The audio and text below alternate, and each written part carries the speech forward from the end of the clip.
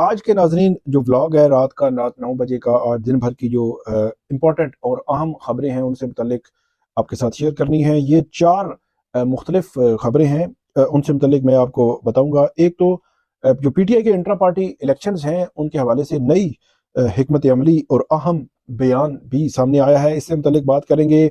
इमरान खान की जो अपीलें हैं, बुशरा बीबी की जो अपीलें हैं, उनसे मुतल्लिक क्या अपडेट है, कहाँ तक मामला पहुंचा है, वो आपके सामने रखेंगे।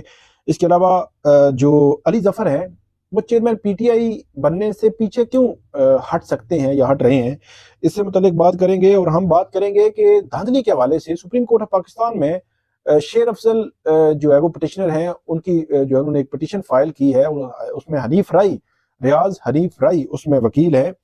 ये पिटिशन कितनी इंपॉर्टेंट है और क्या इसमें कुछ चीज़ें जो है वो मिसिंग नज़र आ रही हैं हमें, इससे मुतल्लिक जो है वो बात करेंगे। और उसके बाद आखिर में इलेक्शन की दरखास्तें जो है वो इलेक्शन कमीशन में पड़ी हुई हैं, उनसे मुतल्लिक क्या चल रहा है, तमाम अपडेट्स आपके सामने रखेंगे। आप हमारा यूट्यूब चैनल सब्सक्राइब करें, बेल आइकन का बटन जरूर दबाएं ताकि आपको जब भी हम वीडियो अपलोड करते हैं तो आपको फौरी तौर पर मिल जाया करे। आप कमेंट जरूर दिया करें, फीडबैक जरूर दिया करें और सवालात भी किया करें ताकि सवालात के जवाब भी आपको साथ साथ हम देते रहें। सबसे पहले बात करते हैं कि इंट्रा पार्टी इंतखाबात जो पीटीआई के हैं उसके हवाले से पीटीआई ने एक नई हिकमत अमली बनाई है। इससे कबल जब इलेक्शन से कबल सुप्रीम कोर्ट ऑफ पाकिस्तान ने बल्ले का निशान वापस लिया था, तो उससे मैं सुप्रीम कोर्ट ने इस बुनियाद पर बल्ले का निशान वापस लिया था कि उनके इंट्रा पार्टी इंतखाबात में सुकम मौजूद है।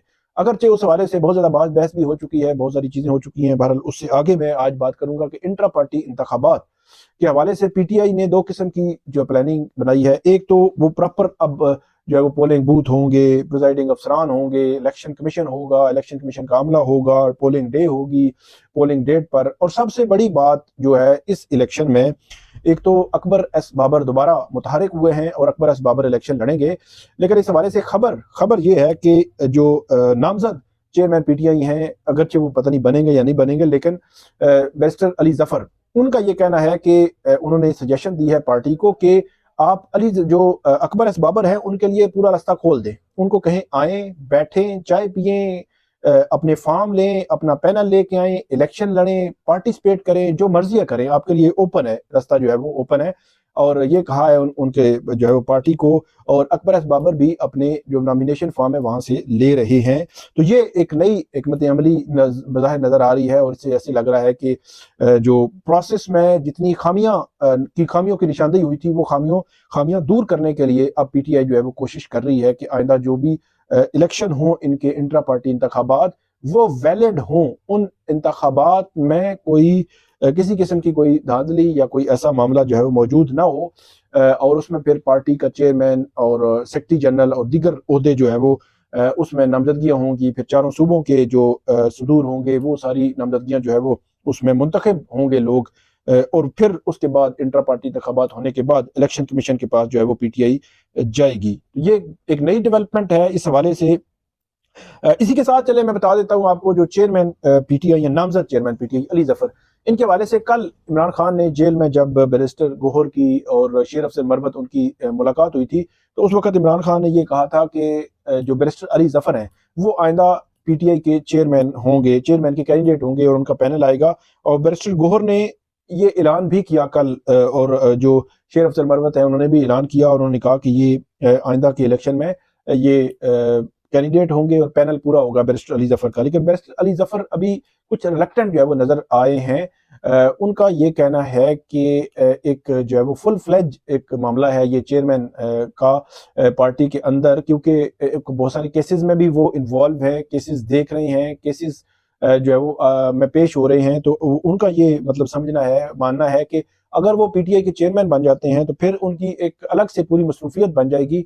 और ये भी बात हुई आज जब अडयाला जेल के बाहर खड़े थे, तो उनका ये कहना था कि रात जब नामजदगी हुई है मेरी, तो उसके बाद से इतनी कॉल्स आना शुरू हो गई हैं कि उनके चीज़ें देखें और सारे मामलात देखें। और लोग, जाहिर सी बात है, जब पीटीआई के जो चेयरमैन बनेगा उसको फिर ये भी है जी मखसूस नशिस्तों पे अब हमें भी ख्याल रखें, ये करें वो करें, मतलब बहुत सारे मामलात होते हैं बतौर चेयरमैन पीटीआई चेयरमैन किसी पार्टी के।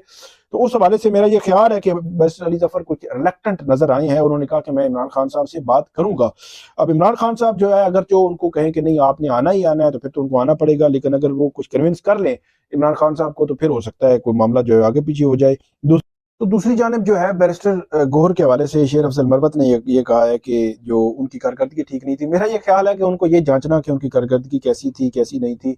बैरिस्टर गोहर अल्टीमेटली कोई ऐसा नहीं है कि यूनियन काउंसिल से वो डिस्ट्रिक्ट लेवल पे, फिर डिवीजन, फिर सूबा, फिर मरकज में आए और उन्होंने जो है वो पार्टी संभाली है। वो अल्टीमेटली एक वकील है और बतौर वकील ही उन्होंने काम किया है, उनका वकालत में ही एक्सपीरियंस है। तो उनको अचानक एक पार्टी हेड बनाना और उससे जो है वो ये तवक्को लगाना कि वो जो है वो पार्टी उसी तरह चलाएंगे जिस तरह बाकी चेयरमैन चलाते हैं, बाकी जो एक्सपीरियंस्ड पॉलिटिकल वर्कर्स हैं, लीडर्स हैं, वो चलाते हैं, इस तरह मेरा ख्याल है उनसे ये उम्मीद लगाना ही मुनासिब नहीं है। बहरहाल बैरिस्टर गोहर जो है वो उन्होंने अपना काम किया है, लेकिन देखते हैं कि इसमें होगा क्या। फर्दर जो है वो अपडेट आएंगी, वो आपके साथ हम शेयर कर देंगे। इसके अलावा तीसरा मामला है वो है धांधली के हवाले से सुप्रीम कोर्ट ऑफ पाकिस्तान में एक पिटीशन फाइल हुई है, जिसमें जो पिटिशनर हैं वो शेर अफजल मरवत है। और वो कह रहे हैं कि कमिश्नर रावलपिंडी का जो बयान है उस पर भी फिर वो जो है वो जुडिशल कमीशन की बात कर रहे हैं, फिर वो फॉर्म 47 का रदम करार देने की बात कर रहे हैं और फ्रेश फॉर्म 47 देखने की बात कर रहे हैं। और उसमें रियाज हनीफ राही जो है वकील है। अब रियाज हनीफ राही जो है वो माजी में बहुत अहम केसेस में आते रहे हैं। साबिक जो चीफ ऑफ आर्मी स्टाफ थे जनरल कमर जावेद बाजवा, उनकी एक्सटेंशन के केस में वो थे। बहुत सारे अहम केसेस में और भी वो आते रहे हैं। और अब रियाज हनीफ राई का इसमें बतौर वकील आना मुझे इसलिए थोड़ा सा समझ नहीं आ रहा। ठीक है, वो वकालत कर रहे हैं और वो पेश भी होते रहते हैं, केसेस भी कर सकते हैं, ये केस भी कर सकते हैं, ऐसी कोई दो राय नहीं है। सिर्फ मेरा ये मानना है कि जब पीटीआई के पास सलमान अकरम राजा मौजूद हैं, बैरिस्टर अली जफर मौजूद हैं, सलमान सफदर हैं, दीगर जो है वकला की एक बड़ी भारी भरकम टीम है, शुएब शहीन है, तो उनकी मौजूदगी में रियाज हनीफ राई साहब जो है वो आएंगे और वो बात करेंगे।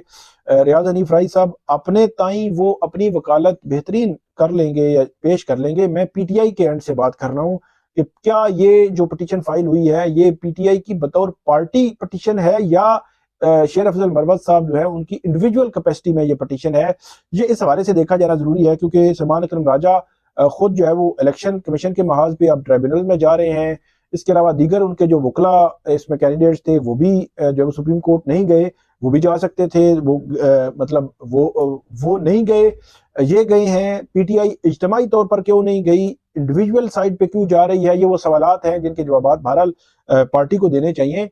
क्योंकि अगर वो इज्तिमाई तौर पर फर्ज करें कि पीटीआई जो है वो इस्लामाबाद की 3 नशस्तें, रावलपिंडी डिवीजन की 13, लाहौर की, इसी तरह जो है वो जनूबी पंजाब की जो बहावलपुर मुल्तान की हैं या कराची की हैं, इन तमाम नशस्तों पर अगर वो चले जाते हैं, 20, 25, 30 भी हो जाती हैं और वो कहते हैं कि फॉर्म 45 हमारे पास मौजूद है, जिस तरह वो क्लेम करते हैं, तो उसका मेरा ख्याल है सूरत और बनती। फिर इसमें फिर एक लीगल मामला हो जाता कि आप मुतलका फोरम पे जाएं, मुतलका फोरम ट्रिब्यूनल है, ट्रिब्यूनल में मसाइल ये हैं कि इस्लामाबाद के 3 नशस्तों के लिए तो एक जज है, वो तो चल जल्दी खत्म कर लेंगे, लेकिन जो पंजाब है उसके लिए 2 जज हैं और वो कहते हैं 400 से ज्यादा पिटीशन हैं अब ट्रिब्यूनल्स में जो जानी है, तो वो एक अलग सी कहानी है। वो कहानी कैसे कवर होगी वो भी नहीं पता चल रहा। तो बहरहाल एक सिनेरियो जो है वो बन रहा है। उस सिनेरियो में अब देखेंगे कि सुप्रीम कोर्ट ऑफ पाकिस्तान इस पिटीशन को कैसे देखती है, कैसे टेकअप करती है, कैसे जो है वो आगे चलाती है।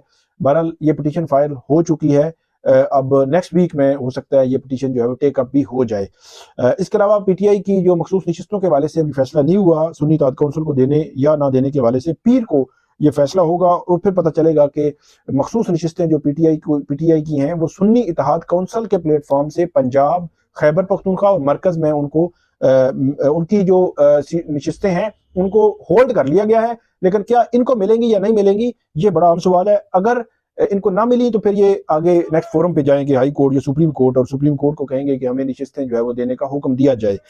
आखिरी बात कि इमरान खान की जो अपीलें हैं आखिरकार साइफर केस में और तोशा खाना के केस में बुशरा बीबी की, इमरान खान की और शाह महमूद कुरैशी की अपीलें पहले फाइल हो चुकी हैं और बुशरा बीबी इमरान खान की अपीलें आज फिर फाइल हो गई हैं।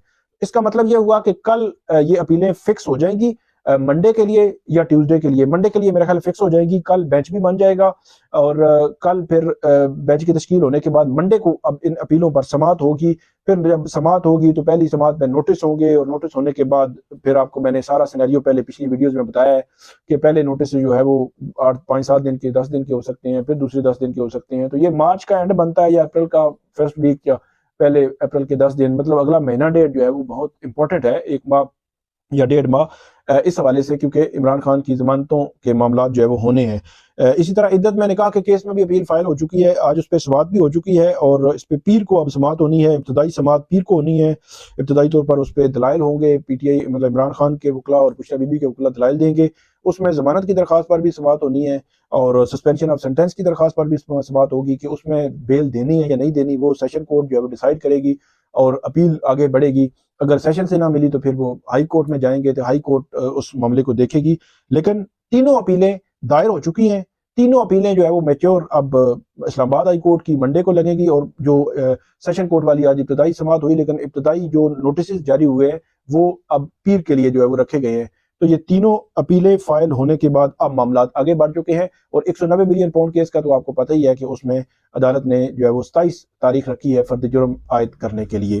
तो ये थी आज की जो है 4 खबरें। आखिर में इलेक्शन कमीशन में जो केसेस चल रहे हैं उसमें फैसले अभी नहीं आए। आज भी इलेक्शन कमीशन जो है वो सुन्नी इत्तेहाद काउंसिल की जो मखसूस नशिस्तें पीटीआई की उस पर डिसाइड नहीं कर सका। बाकी फैसले भी महफूज हैं, 3-4 फैसले ही आए हैं, 3 आज के जो है वो नोटिफिकेशन जारी हुए हैं। इस्लामाबाद के सलमान अकरम राजा जो है उनकी जो है वो दरखास्त मुस्तरद हुई थी, तो वो इलेक्शन कमीशन में अभी दरखास्तें जो है उनके फैसले महफूज हैं। वो फैसले जैसे जैसे आएंगे वो आपके साथ शेयर करते रहेंगे।